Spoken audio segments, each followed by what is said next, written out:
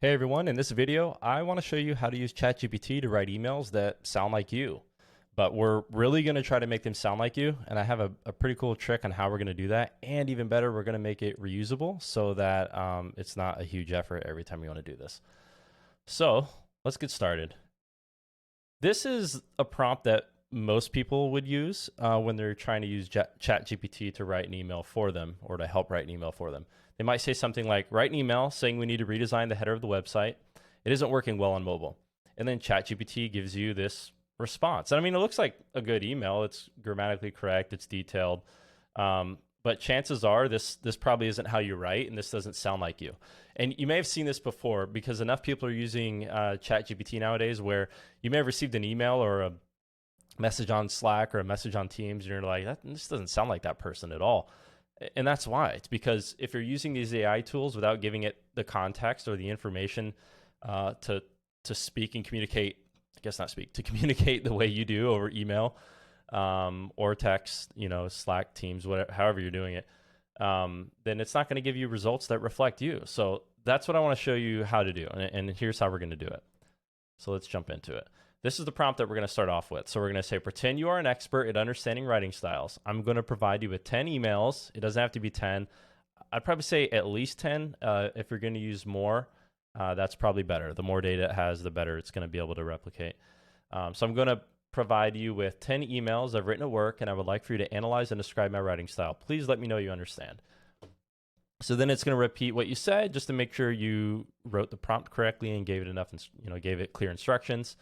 And if all is well, then we are going to do exactly what you think we're going to do. So hold on now before we jump into this, because I'm sure someone, red flags everywhere. We're pasting emails in here.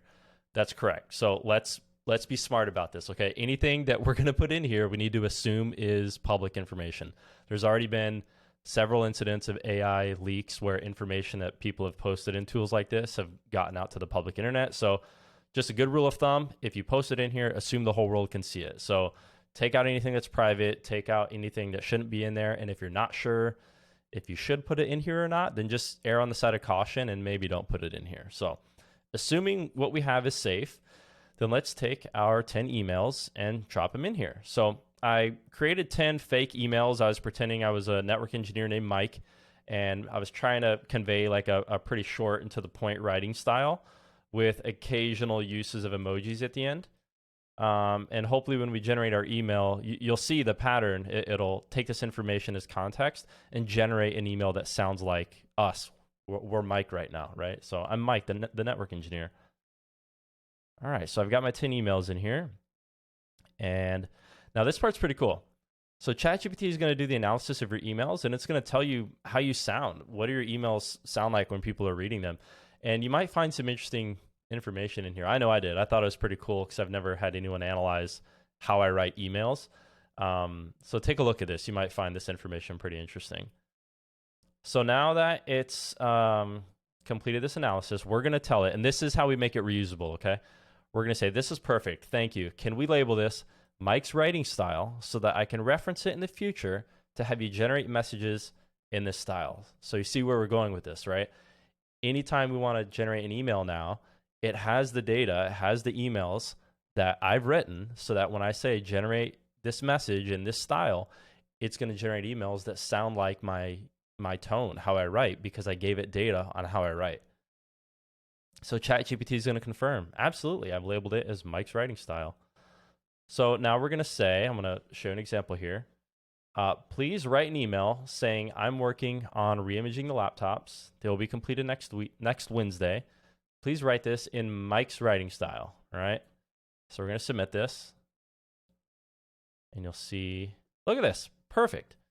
So it wrote the email, and it's pretty short and to the point, just like all my emails were. And it even added the emoji at the end of it.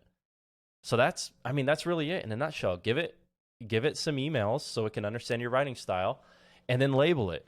And then anytime you want to write an email that sounds like that, just reference this label. And you can get pretty creative with this. You can have several labels, right?